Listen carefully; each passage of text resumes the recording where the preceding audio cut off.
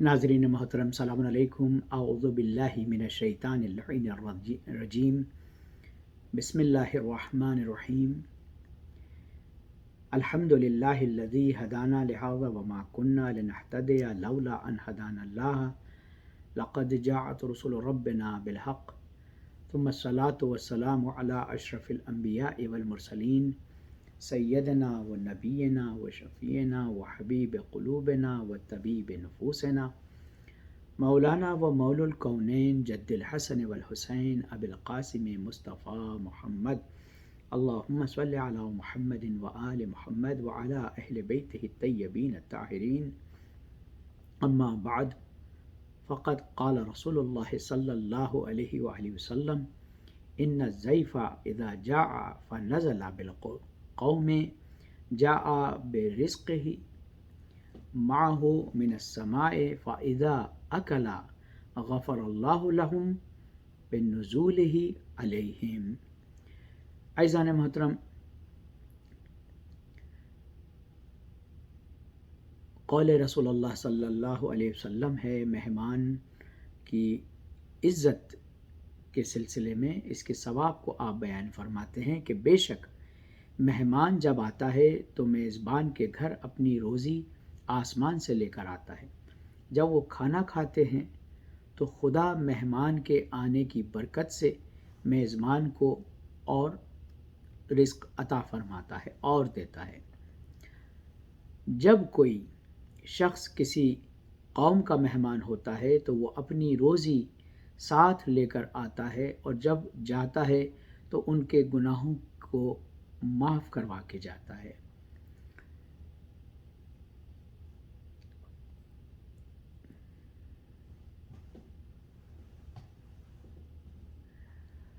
हमेशा की नेकी।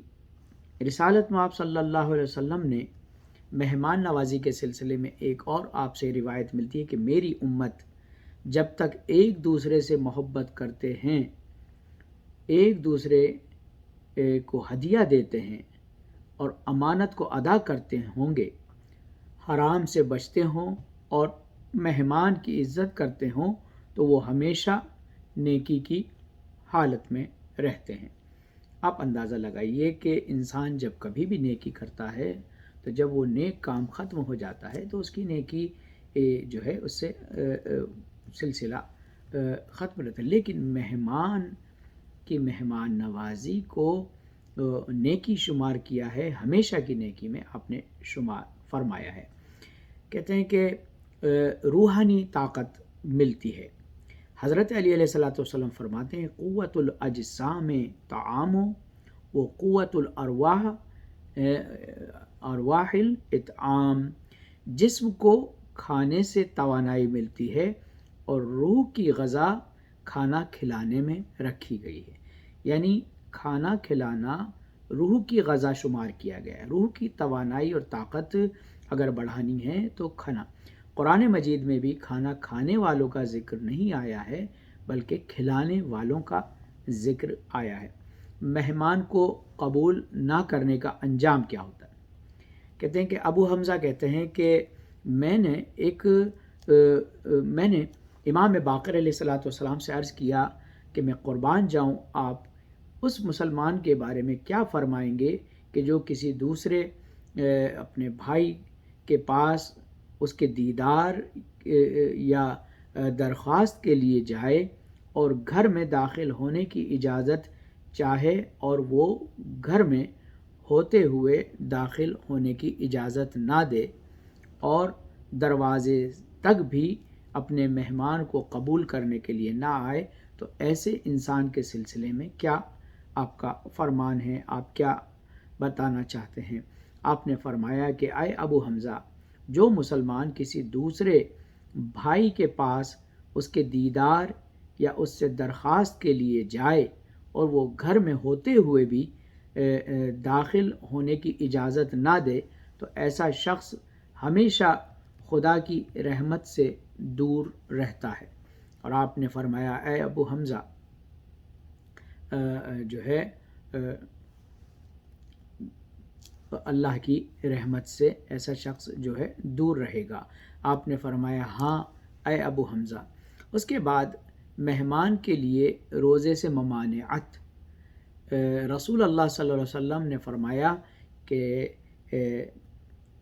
مہمان کو میزبان کی اجازت کے بغیر روزہ نہیں رکھنا چاہیے، ایسا نہ ہو کہ کھانا تیار ہو اور وہ خراب جائے۔ یہ اس روزے کی بات ہو رہی ہے کہ جس میں جو ہے یہ روزہ مستحب روزہ ہے، کہ صاحب خانہ کو حکم دینے کی ممانعت رسول خدا صلی اللہ علیہ وسلم نے فرمایا ہے کہ وہ اپنی وصیت میں حضرت علی علیہ الصلوۃ والسلام سے اس بات کو بیان فرمایا ہے کہ یا علی ثمانیۃ ان حینوا فلا یلوموا الا انفسہم، اے علی 8 گروہ ایسے ہیں کہ اگر ان کی اہانت ہو تو انہیں اپنی سرزنش کرنی چاہیے، اپنے آپ کو دیکھنا چاہیے، چیک کرنا چاہیے۔ وہ کون؟ مہمان بلا دعوت، اگر کوئی بغیر دعوت کے جائے اور اس کی وہ پذیرائی نہ ہو تو اس کو خود اپنے آپ کو چیک کرنا چاہیے۔ جو مہمان صاحب خانہ کو حکم دے، اس کو اگر صحیح جواب نہ ملے تو پھر اس کے لیے بھی اس کو اپنے آپ کو سرزنش کرنی ہے۔ اور وہ جو اپنے دشمن سے نیکی کی امید رکھتا ہو اس کو بھی اپنے آپ کو، چونکہ دشمن سے اس کو نیکی کی امید رکھنا بیکار ہے اور وہ اس کو جواب صحیح نہیں ملے گا۔ اس کے بعد امام جعفر صادق علیہ الصلوۃ والسلام میزبان سے پہلے کھانا چھوڑ دینا چاہیے، اس موضوع پر گفتگو کرتے ہیں۔ فرماتے ہیں کہ اپنے میزبان سے پہلے مہمان کو چاہیے کہ اپنے کھانے کو ترک کرے۔ اِنَّ مِنَ الْحَشْمَةِ عِنْدَ الْأَخِ اِذَا أَكَلَ عَلَى خوان عِنْدَهُ أَخِي، کہتے ہیں کہ مہمان کا میزبان کے بارے میں ادب یہ ہے کہ جب اس کے دسترخوان سے کھانا کھائے تو کھانا پہلے چھوڑ دے، یعنی میزبان سے پہلے اپنے کھانے کو ختم کر لے۔ آپ فرماتے ہیں کہ با کرامت امام جعفر صادق علیہ الصلوۃ والسلام اس سلسلے میں بیان فرماتے ہیں کہ وہ دو شخص حضرت علی علیہ الصلوۃ والسلام کی خدمت میں حاضر ہوئے، آپ نے دونوں کے لیے فرش بچھایا، ان میں سے ایک شخص فرش پر بیٹھا اور دوسرے نے بیٹھنے سے پرہیز کیا۔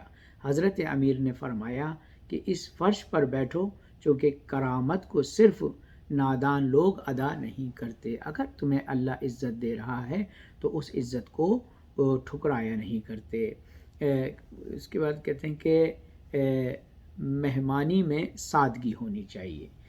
مہمانی یعنی امام رضا علیہ الصلوۃ والسلام سے روایت ہے، آپ نے فرمایا کہ ایک شخص نے حضرت علی علیہ الصلوۃ والسلام کی دعوت کی تو حضرت نے فرمایا اگر 3 چیزوں کی ضمانت دو تو تمہاری دعوت کو میں قبول کرتا ہوں۔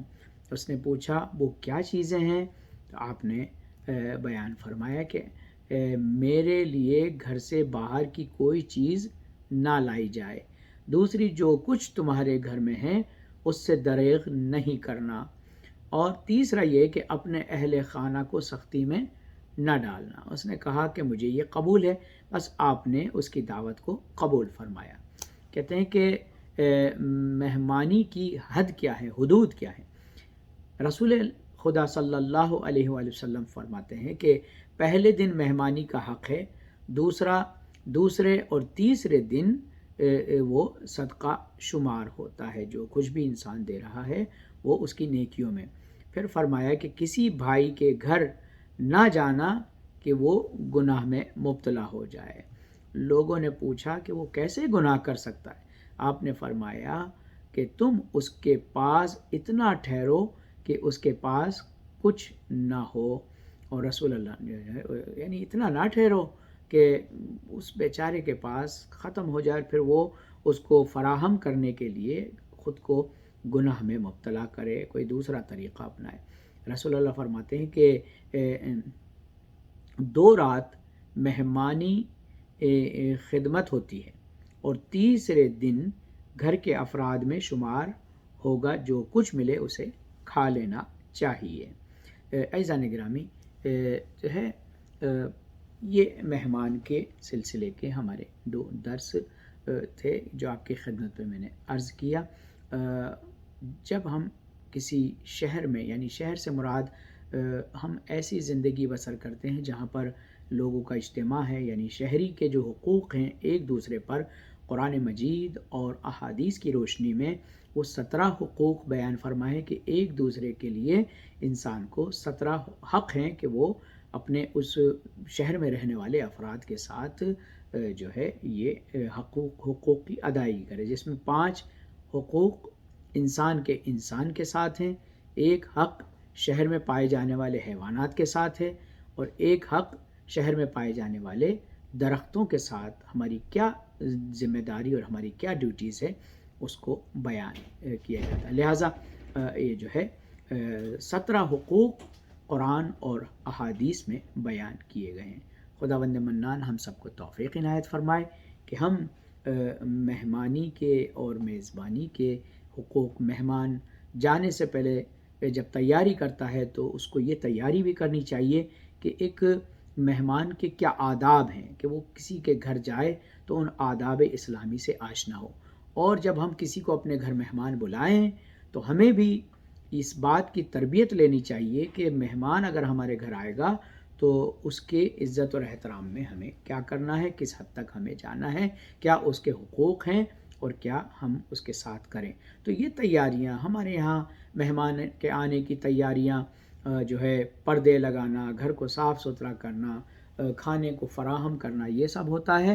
ہم نے کبھی اس بات کو نہیں دیکھا کہ اللہ کا حبیب اور خود اللہ اکرام مہمان کو کس طرح سے بیان فرماتا ہے۔ تو ہمیں چاہیے کہ ہم کس طرح سے اپنی روحانی قوت کو مہمانی یعنی میزبانی کے ذریعے سے بڑھائیں۔ خداوند منان امام زمانہ کے ظہور میں تعجیل فرمائے، ہم سب کو مزدوران جنت البقیع میں شمار فرمائے، تمام مومنین مومنات جو بیمار ہیں ان کو شفاء کلی کاملہ عاجلہ عنایت فرمائے۔